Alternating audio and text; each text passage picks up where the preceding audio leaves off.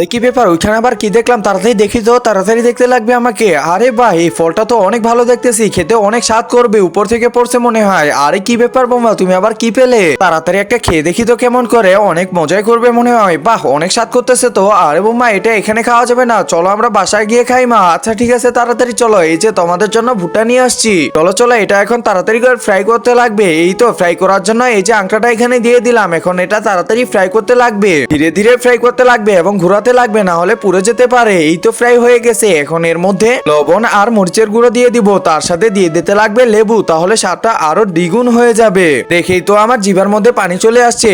একজন মা কতটা আপন হয়ে থাকে, যার মানেই তাকে জিজ্ঞাসা করে দেখো। তো দেখা যাক বন্ধুরা, এই মায়ের জন্য কে ভিডিওটিতে লাইক এন্ড সাবস্ক্রাইব করে, আর যারা মাকে ভালোবাসো না তারা ভিডিওটি থেকে দূরে থাকো। এখন তাড়াতাড়ি করে মাখিয়ে নিতে লাগবে। এই তো মাখানো হয়ে গেছে প্রায়, এখন খাওয়ার পালা মনে হয়। তো তুই খেয়ে দেখ তো কেমন করে। আরে মা, তেমন একটা ভালো লাগতেছে না। আরে কি বলিস, আমাকে তো অনেক ভালো লাগলো।